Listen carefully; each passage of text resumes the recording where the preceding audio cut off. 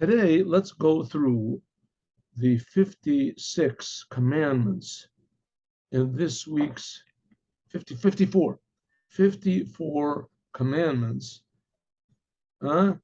in this week's Torah portion. 54. We're learning Re'eh, right? So there's 54 commandments. Some of them are prohibitions, positive, negative commandments, and some of them are we call positive commandments, things that you have to do. And altogether there are, excuse me, there are, there we go, 17 Yud Zion positive commandments, 17 positive commandments, and 37 prohibitions. We already went through some of them, a good large number of them. Remember all the commandments about destroying idolatry and killing a person who tries to convince you to worship idols, and the city that's the city that's nidachat, they all serve idols, what to do with them. A little bit about the sacrifices. Remember, so let's go. Here we go. Ready? There are 613 commandments, so this numbers them according to the number in general of the commandments here. This is commandment number 437, how it appears in the order that they appear in the Torah. And this is the number of which positive commandment is. There's 248 positive commandments, and this commandment that we're about to learn is number 186 of the 240 positive commandments. The next one, there are 365 negative commandments, and this is the 252nd. In Hebrew, there are no numbers, just letters. So the letters serve as numbers. Here we go. Positive commandment is a positive commandment to destroy all idolatry and all of its accoutrements, the things that go along with it. Like it says, Abed tabdun kol makomot. You should destroy all the places where there is idolatry. This is in Israel. You shouldn't leave any even trace of them in the Holy Land. In fact, it's a commandment to look around for them in the land of Israel, to look around for them and to destroy them, root them out. And outside of Israel, you don't have to look around, you don't have to destroy it. But if the Jews conquer any place outside of Israel, you're not, and you know of any idolatry, you have to get rid of it. Negative commandment. Don't do any destruction like you're supposed to destroy idolatry. Don't destroy anything which is holy in Judaism. Don't wipe out any name, erase any name of the holy names of God. Like it says, Lo sasun ken l'Hashem Elokecha. There were 7 names of God that are forbidden to erase from the Torah. And they are Yud, and then Hey Vav Hey, Aleph Daled Nun Yud, Adonai, Kael, Aleph Lamed, El, Eloha, Elohim, Shaddai, Tzavaos. All of these names, if you erase them, even one letter, the punishment is lashes. What about all the names that go along like Eloheinu? So it said that's also punishable. Okay, you have to look in the laws. What happens to an entire Torah that was written by a non-believing Jew has to be burned with the words, the names of God which are in it. In other words, only the names of God which are written by a person who believes in God, that you can't erase.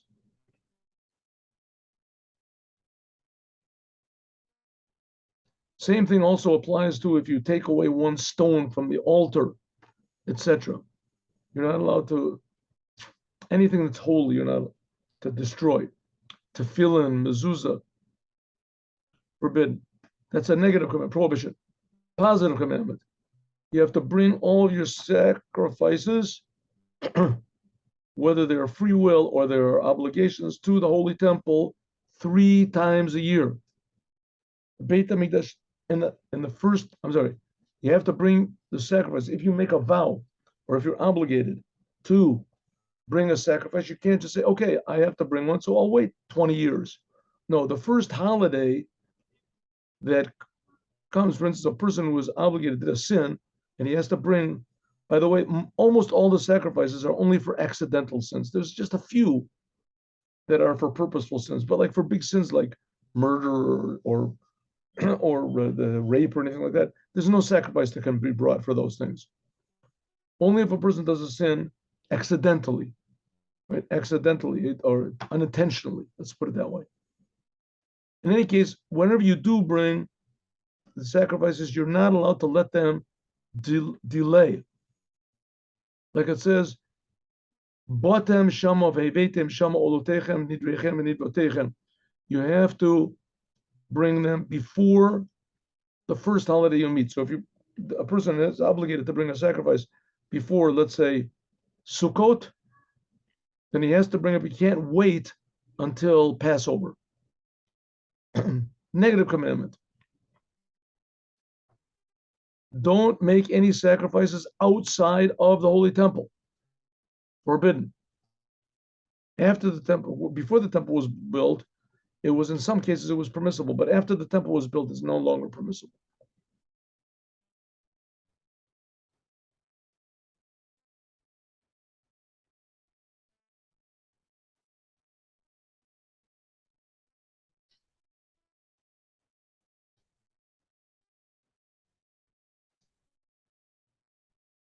Positive commandment.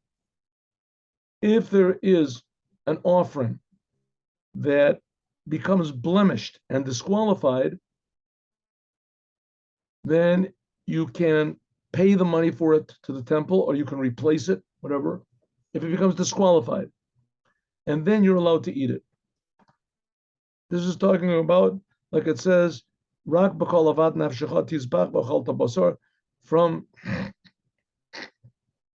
God explained to Moses and is brought down to the rabbis that this is talking about sacrifices which became disqualified for whatever reason.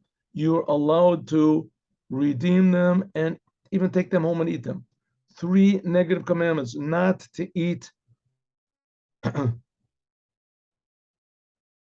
Three commandments. Commandment number 1, negative commandment: not to eat Meiser Sheni. Meiser Sheni is 1/10 of the produce that you have, or the grains or fruits that you have. You have to bring it up to the holy temple and to eat it. After brought up to this is only done once a year. Negative commandment: not to drink. So you're not allowed to eat any. This is for grains.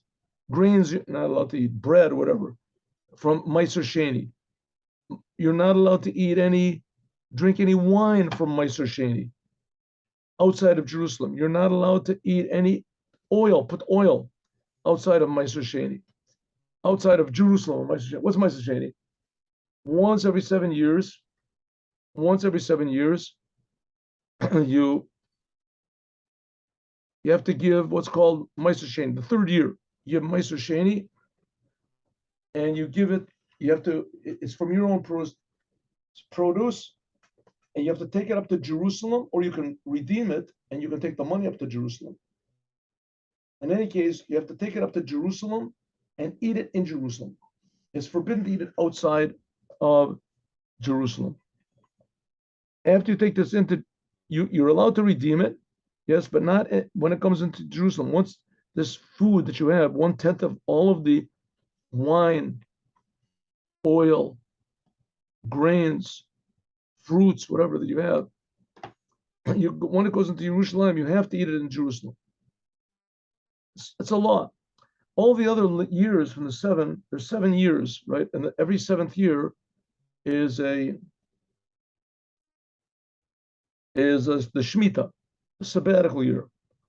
Then you don't work on your land, and you don't give any tithes because nothing officially belongs to you from your produce.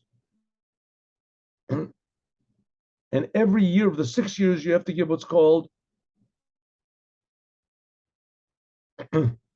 Meiser. 2 times you give Meiser Sheni. Once you give Meiser Sheni, once you give Meiser Oni. Okay.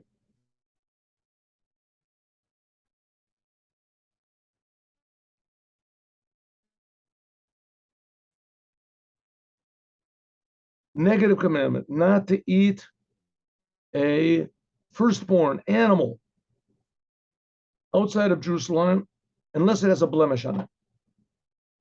Negative commandment.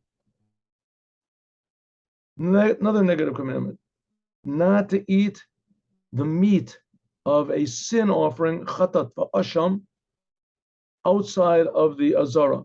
Some of these offerings are eaten, they're eaten by the Kohanim. This is only a commandment for the Kohanim.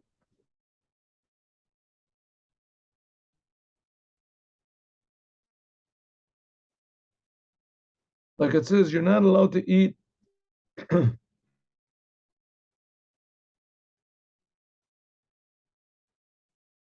any of these offerings outside of Jerusalem. This is outside of the Holy Temple. This is for the Kohanim. This is for the commandment for the Kohanim.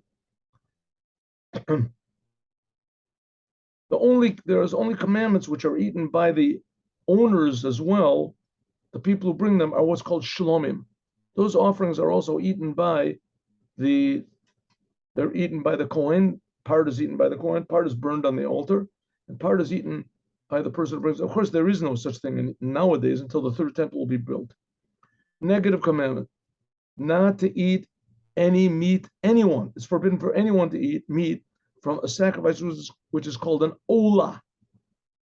An olah. Sometimes an olah can be given from free will. Sometimes it's an obligation. In any case, no one can eat it. It's forbidden to eat, forbidden for human consumption. Even the Kohanim are not allowed to eat it.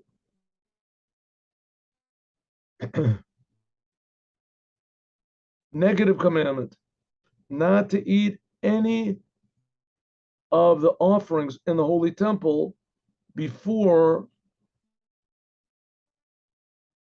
whether they're offerings which are eaten by the Kohanim or they're eaten by the people who bring them. Like we said, the Shlomim offering. You're not allowed to eat the meat until the blood is sprinkled on the altar. The blood was splashed on the side of the altar from the sacrifices. That was one of the processes of eating. There was slaughtering the animal, receiving the blood, splashing the blood, and burning the pieces. After the blood is splashed, you can eat the meat that's permissible to be eaten. But before it's splashed on the side of the altar, you can't. Splashed, poured. Negative commandment. The Kohanim are not allowed to eat first fruits outside of Jerusalem. The first fruits you have to bring to the Kohen as well, and they must eat it in Jerusalem. A Kohen can't take it outside of Jerusalem and eat it. Negative commandment, not to abandon the Levites. The Levites, they work in the Holy Temple. Most of them don't have any other job. They don't have a land of their own, so they can't do farming. Therefore, it's obligated for everyone in Israel to support them. You have to make them happy in the holidays. You have to give them, especially on the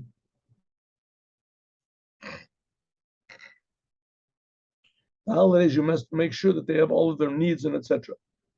We're going to see in a moment that there's also a commandment to give charity to everyone. Positive commandment, to slaughter an animal, any animal that you want to eat, that's permissible to eat. There's 3 types of animals that have to be slaughtered before they're eaten. What's called the behema, a chaya, and an oaf. You don't have to slaughter fish before you eat it, even though there's another reason you're supposed to kill them, because it's disgusting. Called tashaktu. It's a positive commandment that if you want to eat an animal, a behema is either a cow, a sheep, or goat. A chaya, there's 7 different types of animals: a deer, an antelope, whatever, or birds. There are laws what makes them kosher, when it's not kosher. Usually birds of prey are not kosher. In any case, if you want to eat it, you can't. Let's say you find a dead bird or a dead cow, you're not allowed to eat it. You have to slaughter it, and you have to slaughter it with very, very strict laws of ritual slaughtering. The knife has to be smooth. You can't press the knife. There's a lot of laws. Negative commandment, not to eat a limb taken from an animal before it dies. This is also a prohibition for the non-Jews. They're not allowed to eat a limb taken from an animal before the animal dies. In fact, in a way, it's more severe by the non-Jews. By a Jew, as soon as the animal is ritually slaughtered, which means you cut the trachea and the esophagus with a knife, the animal officially you can take the meat from it. By a non-Jew is not allowed to eat, even if you cut the whole neck off until the animal stops its death throes. Is not allowed to eat it. A non-Jew is not allowed to eat a limb or meat taken from an animal before it dies. Of course, a non-Jew can eat meat from an animal that died even if a car hit it, even if it died naturally. A Jew cannot. It has to be slaughtered. By a non-Jew, it doesn't have to be slaughtered, but you cannot eat meat taken from an animal while it's still alive, even when the animal died afterwards. Right? An animal that was slaughtered, he has to wait until it dies. Positive commandment.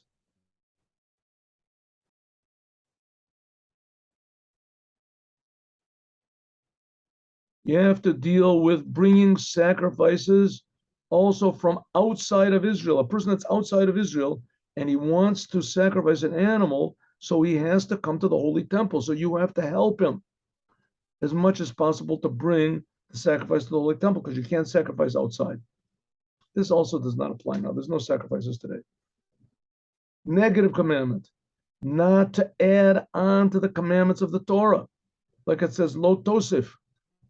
Negative commandment, not to, what do we say? Not to add on, not to remove any of the commandments of the Torah. Now, the rabbis, they do have a power to add on, but they're not adding on to the commandments of the Torah. They're adding on what's called rabbinical commandments, and they make it known that these are rabbinical commandments, like lighting the candles of Hanukkah or reading the Megillah on Purim. And then there's also all sorts of prohibitions, which the rabbis added. On Shabbos, especially, there's muktzah, etc. But they make it known that they're doing, it's a rabbinical commandment. And not only that, what they are doing is a commandment from the Torah. The Torah commands the rabbis to make a fence around the Torah, and that's what they do. Negative commandment, not to listen to a prophet that prophesies in the name of any god other than the one that took the Jews out of Egypt. We're talking about a Jewish prophet. In Judaism, there's no such thing as a non-Jewish prophet. Even though there are people that have the power of prophecy, we see Bilam had the power of prophecy, and etc. But only prophets are Jewish prophets, which that takes away the whole, claim of the Muslims that we're supposed to listen to Muhammad. He wasn't Jewish. Anyway, it wasn't a prophet either, but okay. Next, 6 commandments. Number 1, these are all dealing with idolatry. Not to push away, not to, to entice or convince any Jew to worship idols. This, of course, is applicable today. The death penalty is not, but God takes care of it. Don't worry. I hope he'll take care of it soon. Negative commandment. If someone tries to lure you away from Judaism and to worship idols, you must not have any, you must not listen to him. You must not have any, love for him, attraction to him.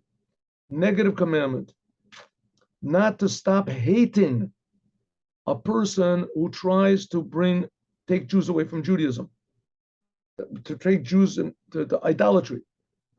Negative commandment, not to save a person who tries to convince a Jew to worship idols. Negative commandment, not to learn any merit on such a person. You can't say, oh, come on, he didn't know any better, or he was just a negative commandment, not to keep quiet, not to learn, that is to be a prosecutor, to prosecute one who pushes someone else away, right? You see your next door neighbor, Shmerel, he's trying to convince people to worship idols. So don't keep quiet. Don't say, listen, he's a nice guy. He's a rich person. He helped me out in the past. You're not supposed to keep quiet. These are commandments from the Torah. We're talking about what God is commanding us. We talked about this yesterday, why worshiping idols is so severe, why it's such a severe and detestable thing in Judaism. Positive commandment. The Beit Din, a judicial court in Judaism, all judicial courts in Judaism, they are supposed to investigate, interrogate, question the witnesses very well. And they explain if someone comes in, they said they saw someone do a crime, then you have to really grill that person. What exactly time of the day, what day of the week, what day of the month, what what was the place like, what was the person dressed, etc. That's drishas and chakiros. 3 more commandments. This is a commandment for the judges to interrogate the witnesses very, very thoroughly. 3 commandments, positive commandments. If there is an entire city that worships idolatry, to burn the whole thing down. Like it says, Sarafta B'esh Kol Ha'ir Et Kol Shlala. And if it's not all the people, but the majority, then you tell the people who didn't serve that they have to leave. You take all the properties, put them in the street. Though if there's the majority, then those people who did worship idols, they are killed by sword. If it's only one person, then he gets killed by stoning. And as like I said before, don't try this at home. There is no death penalty today. There hasn't been a death penalty in Judaism for well over 2,000 years. Negative commandment, not to rebuild this city, idolatrous city. This is only if the Jews worship it, right? If a non-Jews worship it, then as soon as they leave it, it's not idolatry anymore. Negative commandment, not to get any benefit from this city, idolatrous city, like we said before. You see a nice diamond over there. The Jews put they worshipped a frog and they put a big ruby in its nose or something, right? And you have to destroy the whole city. You see, well, this ruby, I can bring it home to my wife. She'll really like it. Don't think that way. You're not allowed to you make use of anything, get benefit of anything, even say, well, I'll use it for the synagogue, right? I'll sell that and use it. It's part of idolatry. You're not supposed to get any benefit from anything that's there. Negative commandment. Don't make a mark in yourself, in your flesh, for idolatry or for a dead person. Like it says, lo titko to do. You remember the story about Elijah the prophet at Mount Carmel. So all the Jews were worshiping back then some sort of a sun god or something called the Baal. Now, this is not Baal Peor, this is the Baal. And Elijah the prophet, and there was like, what is it? I forgot how many, 600 prophets? I don't remember. I have to look and see again. Let's say 600 prophets from the Baal. Look over there, you'll see. I'm probably wrong on the number, but 600. And he said, okay, you pray that fire should come down and devour your sacrifice, and I'll pray that it should come down and devour my sacrifices. So they both made sacrifices, and the Baal people, they screamed out, and it says that they gashed their flesh so that blood came out, I guess to show their God that they're serious. And of course, nothing happened. And so that shows that the gashing of the flesh was the thing that they did for idolatry, to show it was, in general, you're not supposed to damage yourself. In general, that's another commandment. In general, you're not allowed to baltashkit, you're not allowed to make a mark and destroy yourself. There's another commandment also that it says it's forbidden to make a tattoo. Tattoos are forbidden. But that's another prohibition in addition to this one. Here we're saying you're not allowed to make a mark a scratch, a wound in yourself for idolatry or for a departed relative. Negative commandment, not to eat sacrifices that have been disqualified. Like it says, lo tochal kol to'eva. Okay, this we did not learn in our Torah portion. We didn't go over it, but it is. All of the permissible and forbidden animals, fish, and birds. Positive commandment, to check the signs in birds, what is permissible to eat or not, right? What are the signs? It says a bird. Anyway, it gives in the Torah what to look for in a bird, the signs to show that it's permissible or not. Negative commandment, not to eat sheretz ha'of. Sheretz ha'of are like, what is it, like flies and mosquitoes and bees and things like that. And you're not allowed to eat. On the other hand, you are allowed to eat certain grasshoppers. It says what the grasshoppers are. You are allowed to eat certain grasshoppers. Negative commandment, not to eat an animal that was not slaughtered, that did not die properly. Like we said before, the only time that a Jew can eat meat is if that meat was, first of all, from a kosher animal, from either from a goat or a sheep or a cow. Can't eat from a camel or from a horse or something. And or from what's called a chaya, maybe a buffalo could be, and a deer. Those are animals which are called chayas. Usually those animals are more less domesticated, so to speak, but not necessarily. But you can, first of all, it has to be from a kosher animal, and also the animal has to be slaughtered properly. So if it was not slaughtered properly, it is called a nevela. And a nevela is forbidden to eat from meat from an animal that was not slaughtered properly. That is called nevela. It is forbidden to eat.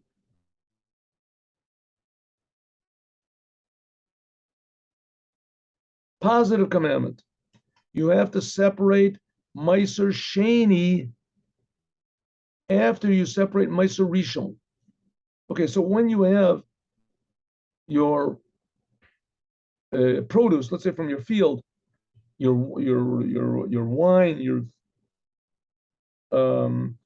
wheat, barley, oil, all this product. So you have to immediately take, let's say 1/100th, 1/50th of it. It has to be taken truma for the coin.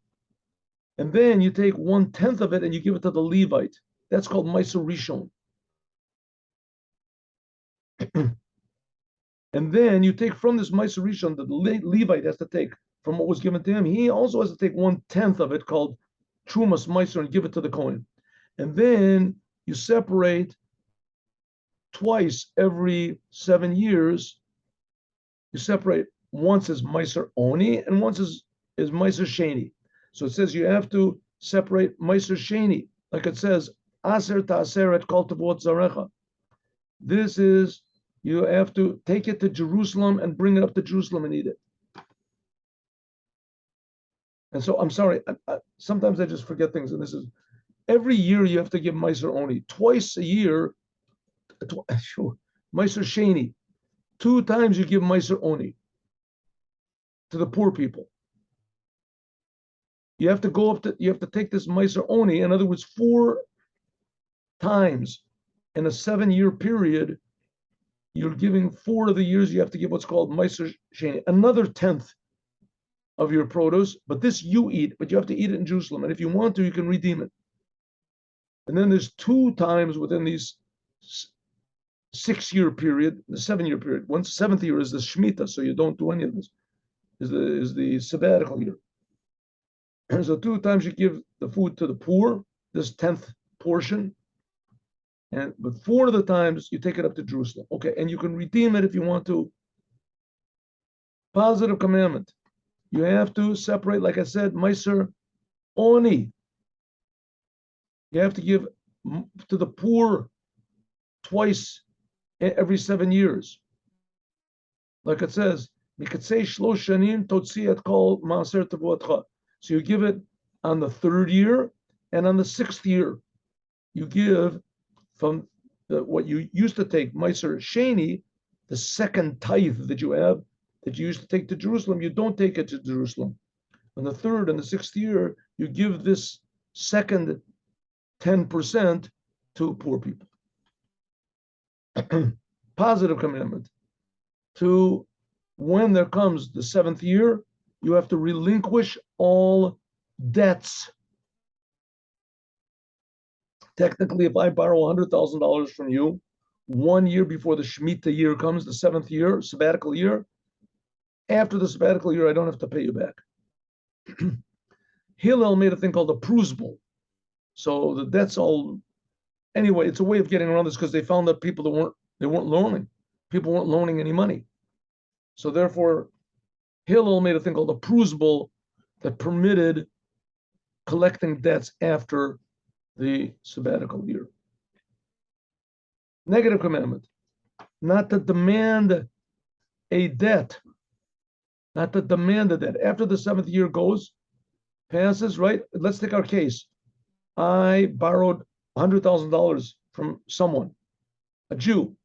Came the sabbatical year, right? The year after that, I don't have to pay him back. I don't have to pay him back. Not only don't I have to pay him back, but it's forbidden for him to even ask me. And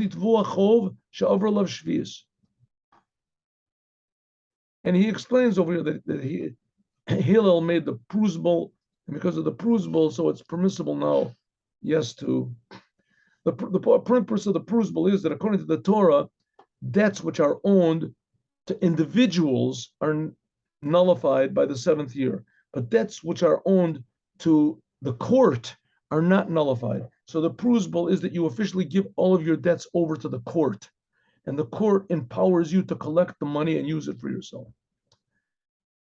Positive commandments, that if you loan money to a non-Jew, you are allowed to charge him interest. And in fact, it is a commandment to charge him interest. You can charge him interest 0.5% if you want, but it's a commandment that if you loan money to a non-Jew, you should charge him interest, which really, that doesn't, there's difference between loaning money to a Jew and to a non-Jew. It really doesn't make any sense why you don't take interest from a Jew. Everyone takes interest. Who doesn't take interest? Everyone who loans money, you take interest, right? The banks take interest. Everyone takes interest. You get a loan, you pay interest on the loan. What's the question? It's just that it's forbidden to take interest from a Jew. A non-Jew, it is a commandment to take some interest.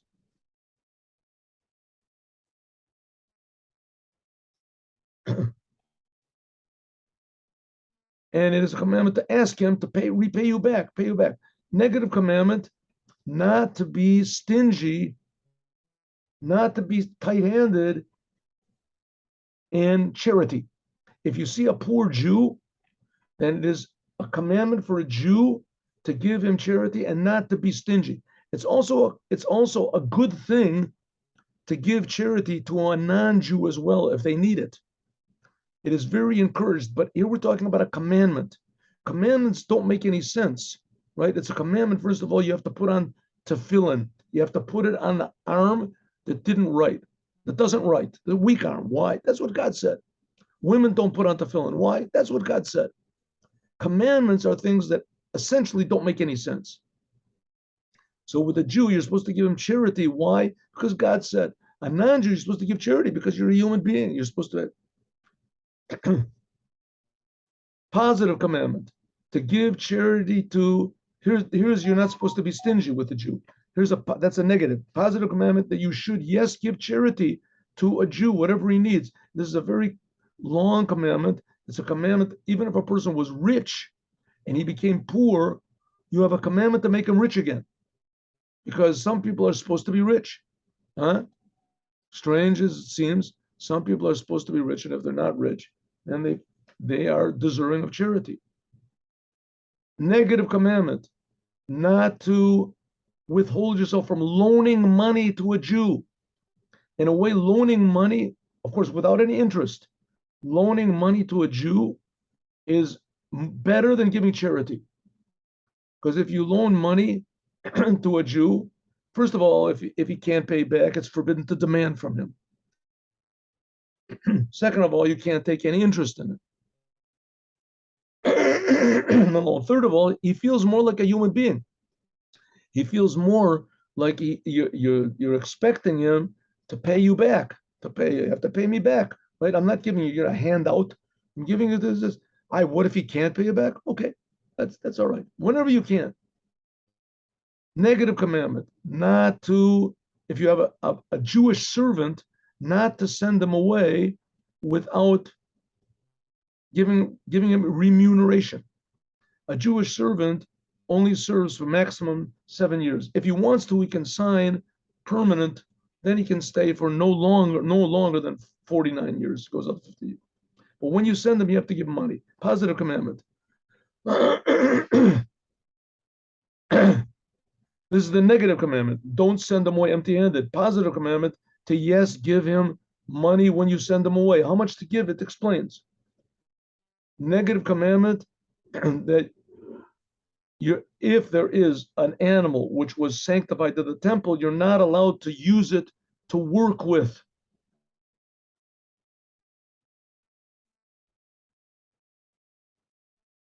Negative commandment, not to eat chametz before Passover.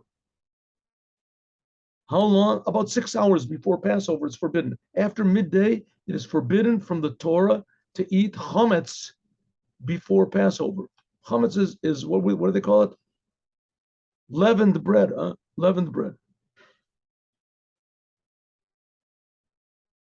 And these are the last two. Eh? 3, 4. Negative commandment. Don't leave anything over from the chagiga.